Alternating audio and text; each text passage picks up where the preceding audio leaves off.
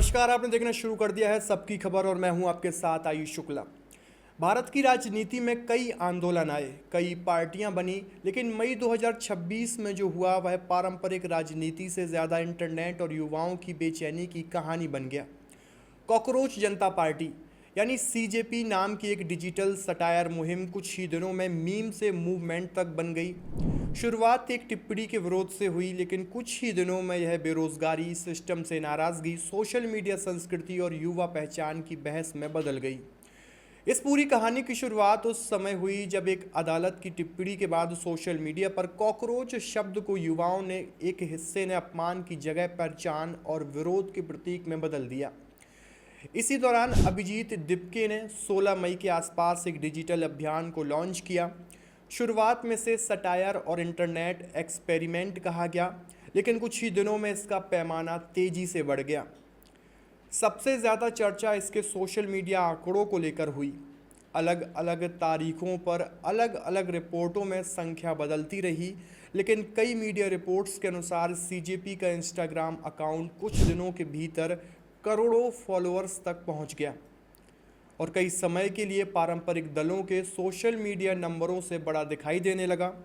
कुछ रिपोर्टों में यह संख्या 19-20 मिलियन से ऊपर बताई गई है और हालांकि अगर हम अभी की बात करें तो 22 मिलियन से ज़्यादा इसके फॉलोअर्स हो चुके हैं।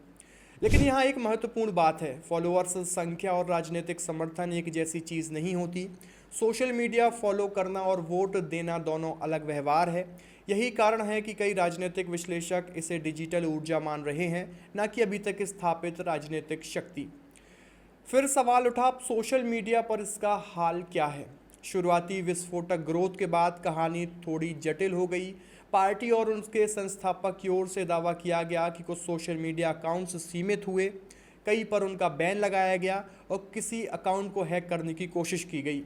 कुछ प्लेटफॉर्म पर एक्सेस में दिक्कत आई और इंस्टाग्राम अकाउंट के साथ भी उनकी समस्या आई। हालांकि समर्थकों का कहना है कि इससे चर्चा और बड़ी कम नहीं हुई। इस बीच सोशल मीडिया पर 3 तरह की धाराएं बन गई हैं, जो हम आपको एक एक करके बताएंगे। पहली धारा, जो इसे बेरोजगार, निराश और डिजिटल भारत के युवाओं की आवाज़ बता रही है। इनके लिए कॉकरोच शब्द एक तरह का प्रतिरोध बन गया है, मतलब सिस्टम चाहे जितना दबाव बनाए ये टिके रहेंगे।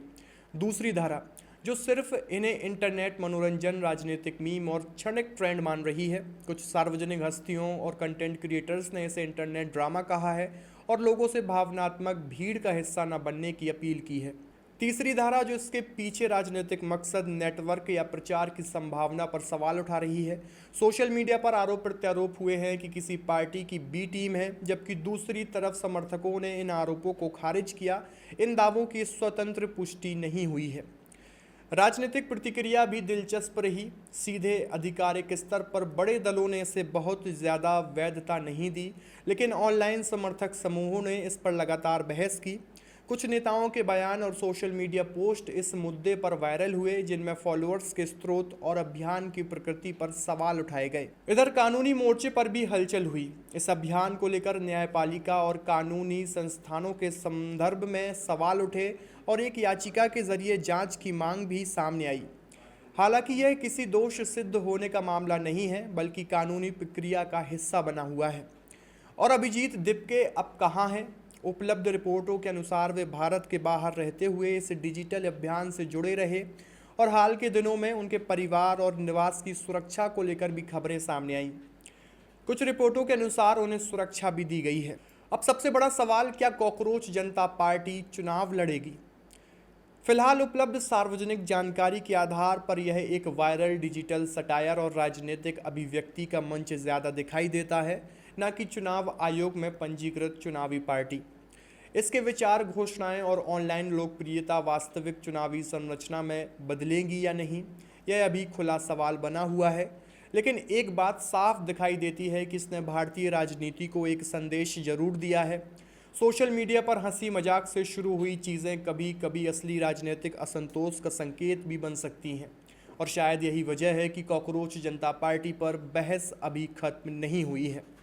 आपकी इस पूरी खबर को लेकर क्या राय है? कमेंट बॉक्स में अपनी प्रतिक्रिया ज़रूर दीजिए और देखते रहिए सबकी खबर। शुक्रिया।